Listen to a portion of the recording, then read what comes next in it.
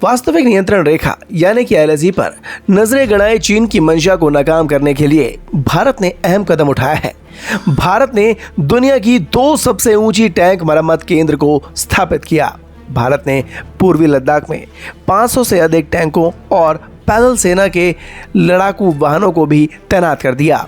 भारतीय सेना ने चीन सीमा के पास न्योमा और DBO सेक्टर में 14,500 फीट से अधिक की ऊंचाई पर 2 बख्तरबंद वाहन रखरखाव और मरम्मत सुविधाएं स्थापित की हैं।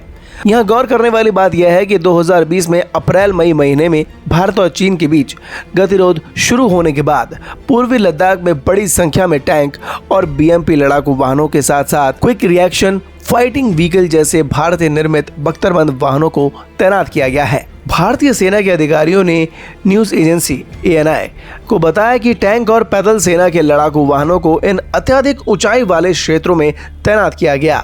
इससे क्षेत्र में बख्तरबंद वाहन संचालन को बनाए रखने में मदद मिलेगी।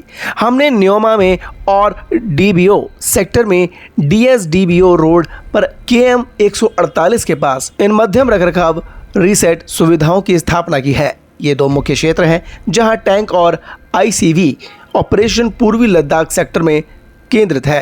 भारतीय सेना उच्च ऊंचाई वाले क्षेत्रों में T-90 और T-72 BMP K9 वज्र और ऑटोमेटिक हाई विजिटर सहित अपने टैंकों को रखने के लिए बड़े पैमाने पर बुनियादी ढांचे का निर्माण कर रही है। यहाँ सर्दियों में तापमान काफ़ी कम हो जाता है, लेकिन इसके बावजूद इन बातों को ध्यान में रखते हुए वहां पर ये सेंटर्स बनाए जा रहे हैं ताकि वक्त आने पर चीनी सेना के हर हमले का भारतीय सेना मुंह तोड़ जवाब दे सके। हाल ही में सेना प्रमुख जनरल मनोज पांडे ने बख्तरबंद लड़ाकू वाहनों के लिए मध्यम रखरखाव रीसेट सुविधा का दौरा किया, जहां उन्होंने अद्वितीय रखरखाव सुविधा देखी। सेना के अधिकारियों ने यह भी कहा कि नई सुविधाएं टैंकों और पैदल सेना में लड़ाकू वाहनों के बेहतर सेवा क्षमता और मिशन विश्वसनीयता को बढ़ावा देती है।